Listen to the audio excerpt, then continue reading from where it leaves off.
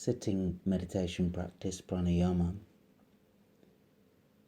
Sit straight, lift up the trunk, keep the spine erect and the head straight, the chin parallel to the floor, the head neither leaning forwards nor backwards, nor left or right.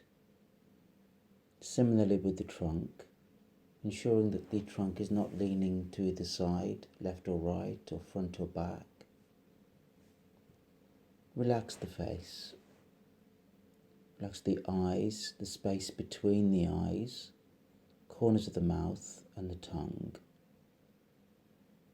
Shift awareness to the back of the body and to the back of the head and the back of the brain.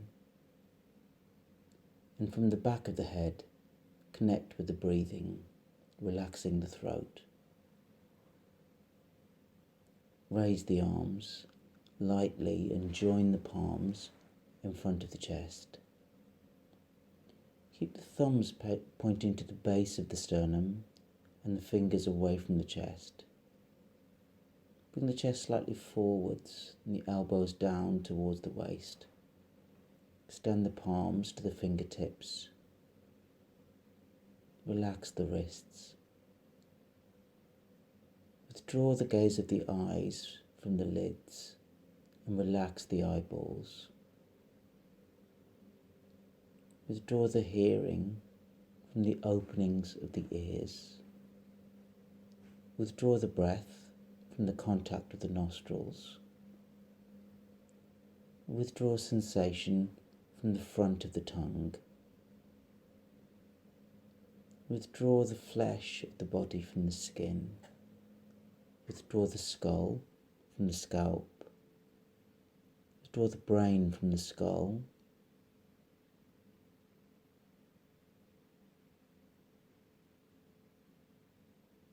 Draw the sight and hearing and sensation of the tongue inwards.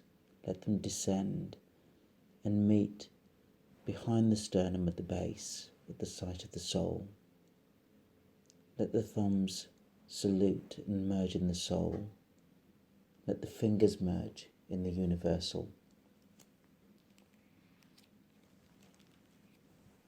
From this quiet space, in the center of the chest, the heart center, from the back of the brain, connect with the body.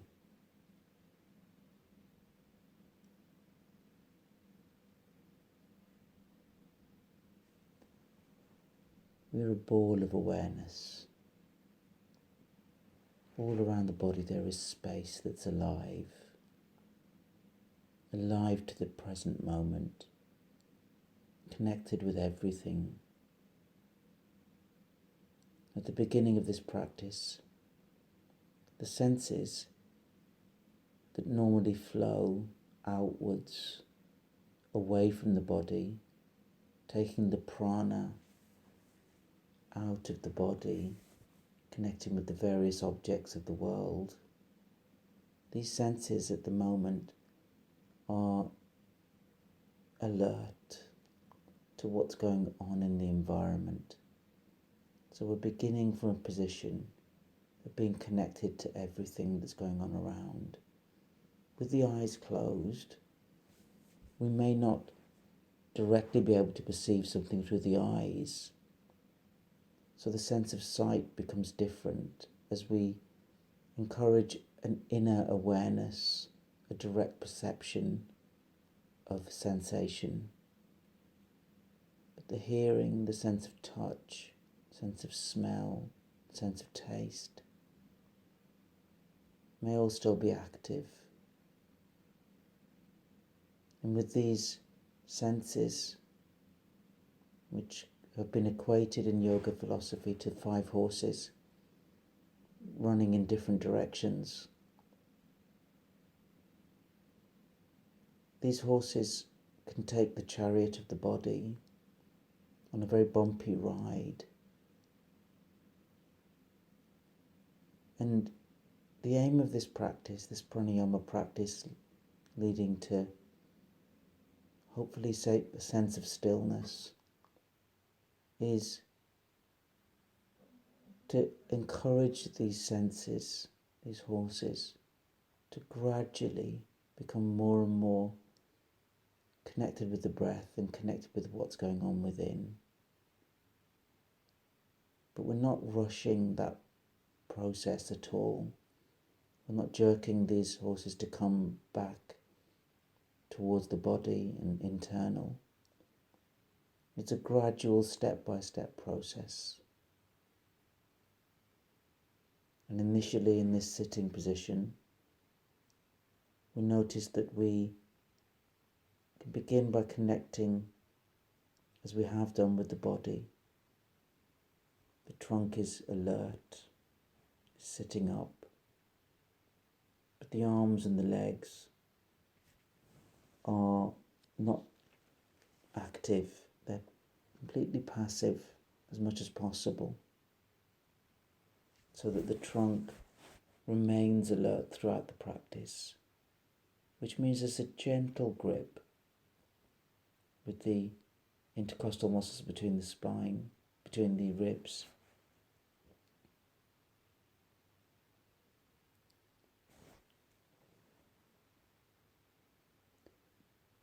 Yet the head remains relaxed and alert.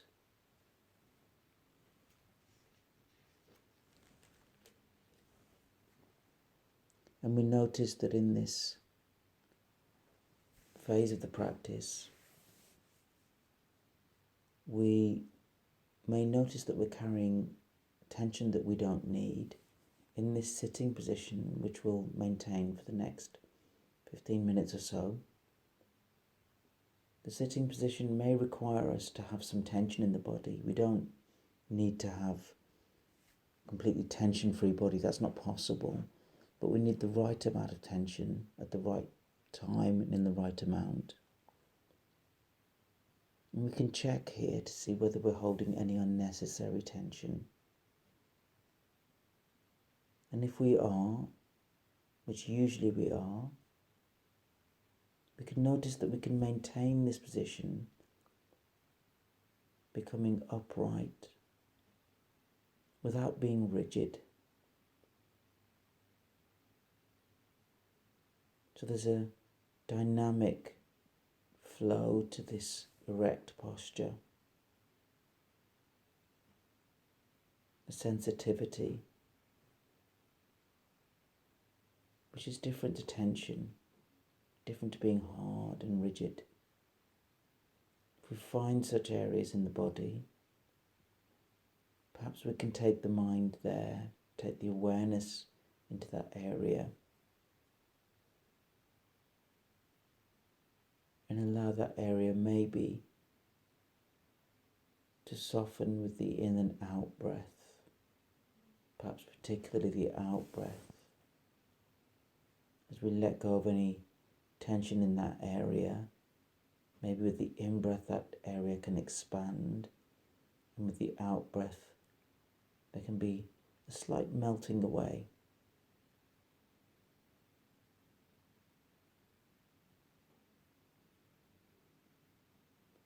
And as we connect with this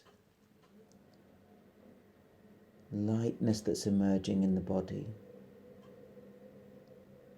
connecting also with a sense of space around the entire body, we notice that the entire body is breathing.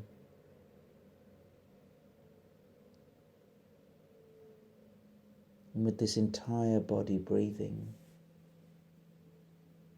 we notice that there's no necessity for us to direct this breath in any shape or form. This breath is going on by itself. This happens at night when the mind is switched off. So this breath has an intelligence of its own, a natural rhythm.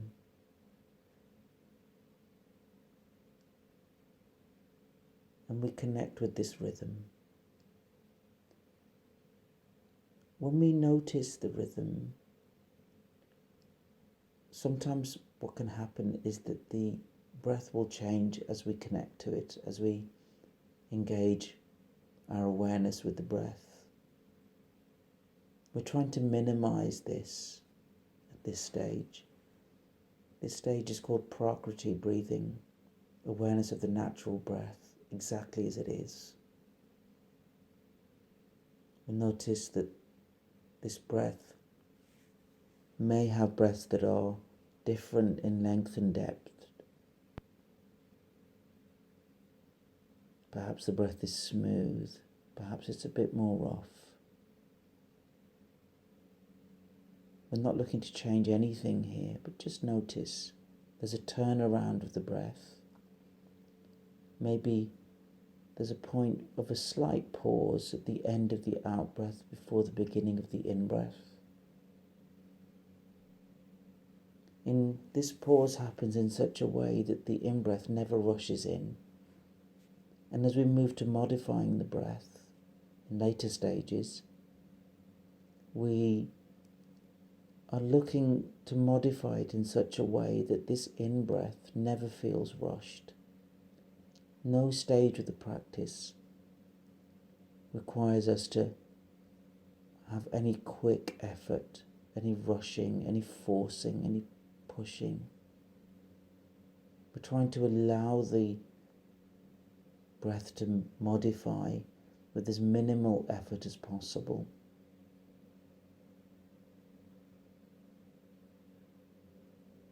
So the effort that we'd make is in staying alert.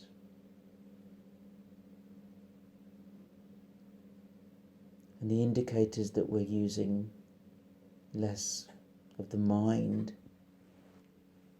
to impose stuff on the body is that changes happen smoothly and gradually.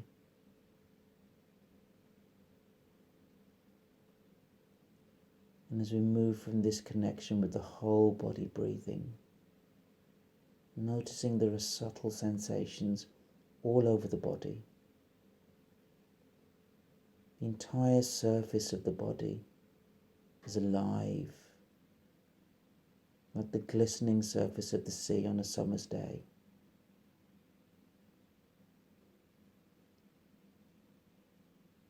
And as we connect with the whole body breathing, in this natural rhythm, we notice there's some areas of the body where we may be able to feel the breath a bit more. There's a natural symphony of movement and touch going on. We may be able to feel the flow of the breath in the nostrils as the chest expands and the abdomen expands. And these areas of the nostrils and the chest and the abdomen may be areas where we can initially feel the breath more moving.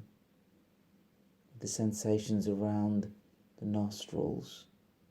Notice that perhaps there's a cooler air coming in and a warmer air going out.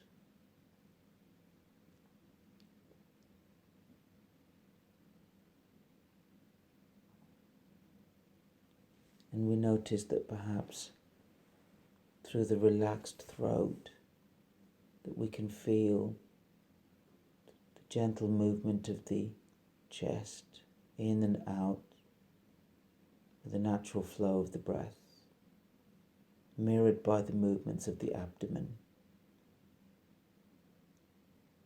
And internally, the sheet of muscle called the diaphragm, which forms the roof of the abdominal cavity and the floor of the thoracic cavity, the chest cavity, all on the underside of the lower ribs, connected to the back. There's a sheet of muscle that's moving inside the body. We don't have many nerve endings in this diaphragm, so we can't often perceive it very well.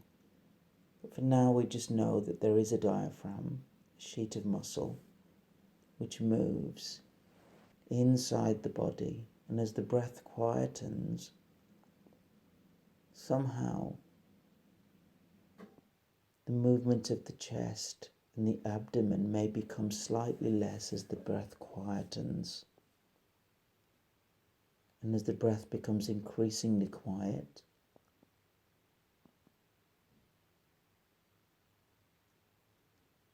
our awareness settles more and more into this diaphragm,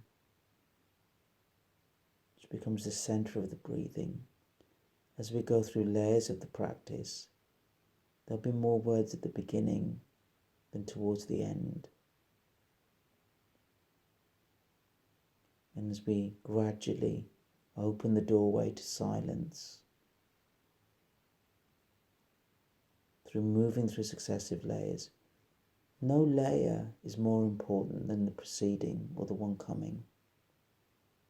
We're not in a rush at any point to move between different stages. Right now, we're connecting to this natural, quiet breath, mainly internally, with the movement of the diaphragm.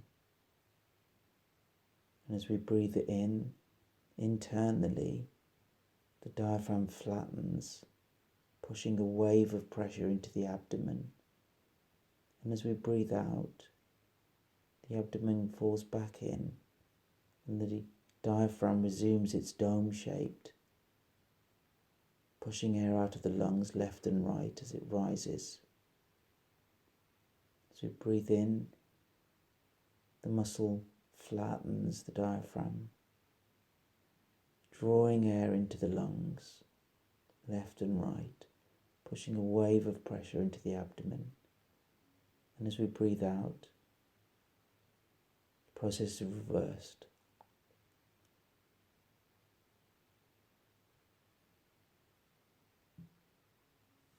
And we notice that there's a natural and perhaps movement of the trunk with the in and the out breath. Maybe a slight rising with the in breath, slight falling of the length or the height of the trunk with the out breath. It's a natural process.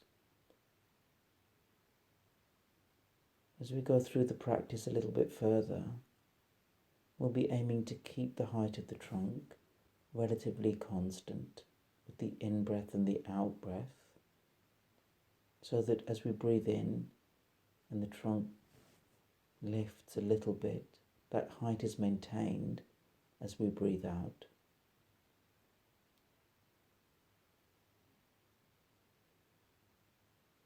As the breath becomes increasingly and gradually smooth, we notice that this quiet breath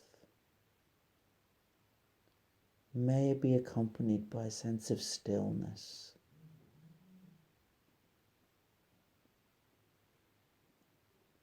And with this sense of stillness, we can perhaps notice that we can begin to use movements of the breath to intensify this stillness. And we also notice there's something that's watching all of these changes happen. In yoga philosophy, it's said that there's something everywhere that never changes, that observes everything and is unaffected by anything, any of these techniques. There's an aspect of something inside us, it's said, that's observing this practice going on. And maybe in this quietness as it gathers, we might be able to connect with that more and more as we begin to allow the natural movements to happen a little bit more from within. And these movements begin to increase. How do they begin to increase? Step by step, without any sense of rush. These natural movements begin to happen a little bit more. Perhaps the chest expands a little bit more with the in-breath as the ribs move up and out.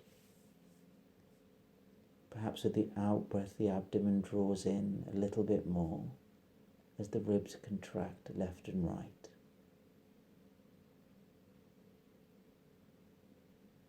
Maybe this happens a little bit more with each breath, like a flower opening gradually.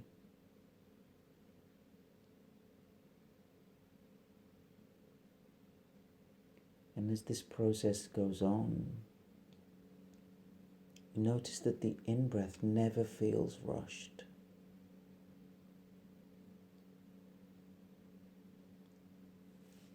The eyes remain soft, and perhaps the trunk is remaining more so at the same height from the in-breath to the out-breath.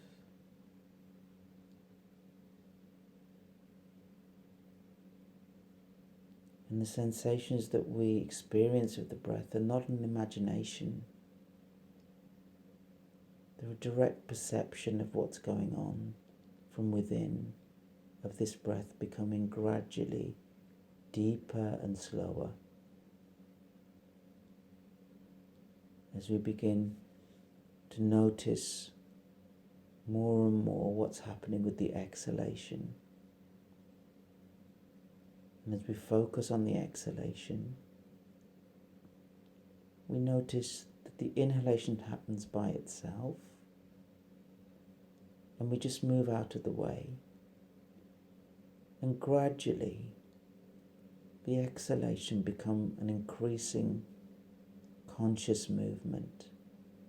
The pelvic floor, which is the area between the anus and the genitals, and the lower abdomen, can work together with the exhalation to begin to gradually draw in a little bit with the exhalation.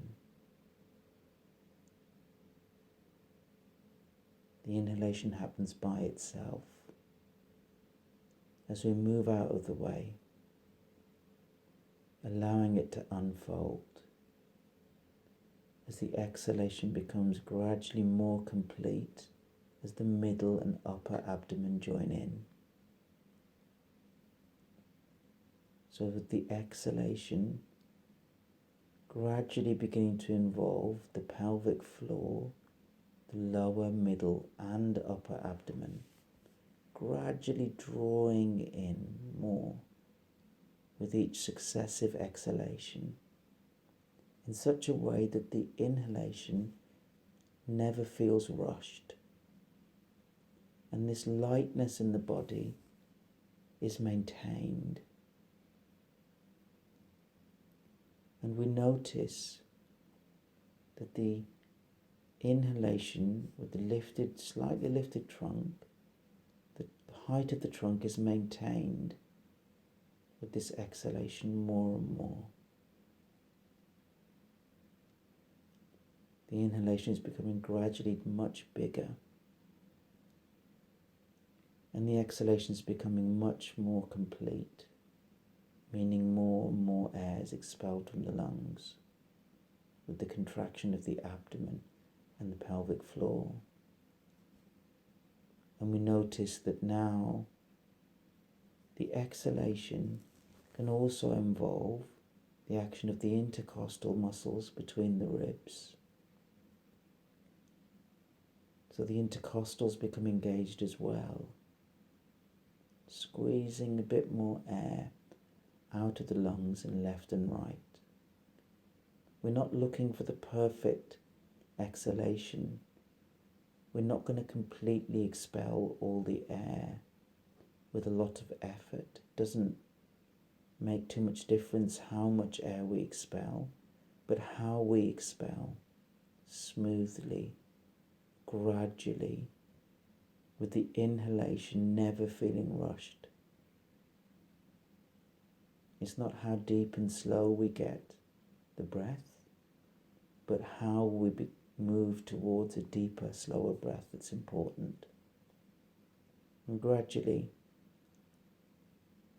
we notice that the amount of air being absorbed in and the amount of air being released seem to become more and more equal.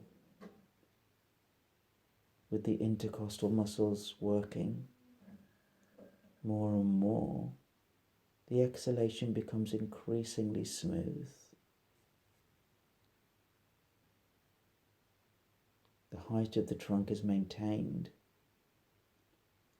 throughout the practice, not rigidly, but sensitively.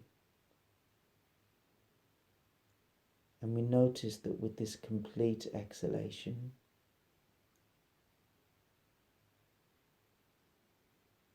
we can now focus even more on the exhalation,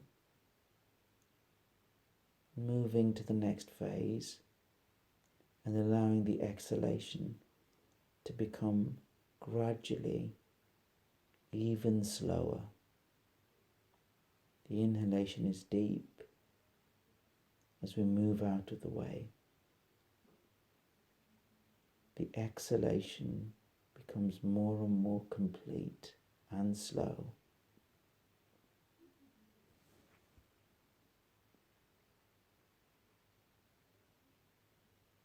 Noticing that the trunk remains sensitive, the face remains relaxed, the legs and the arms remain relaxed as the trunk remains alert. With this slower, complete exhalation, moving towards perhaps the experience of a point in between the breaths, at the end of the out-breath, where the breath maybe doesn't want to move so much.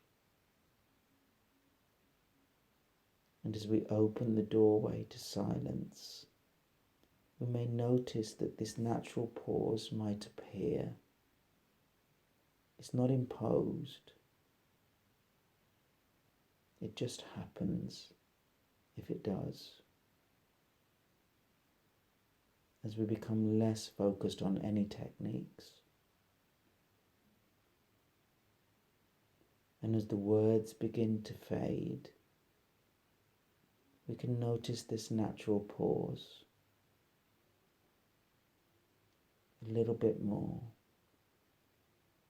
as we prepare now to sit in silence.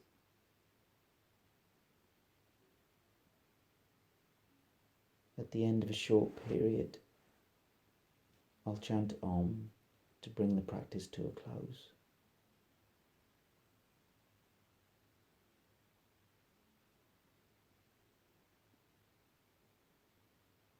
At the end of the next out-breath,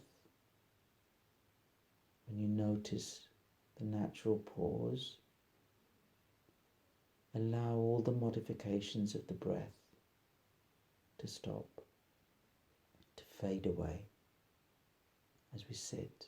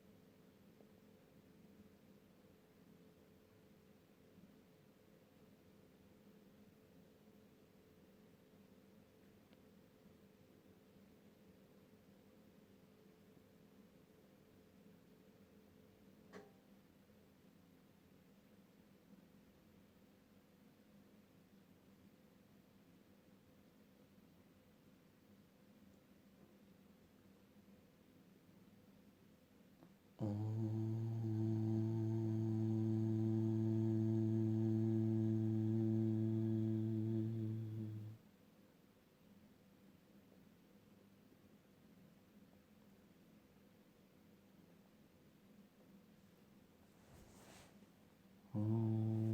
Shanti, Shanti, Shanti.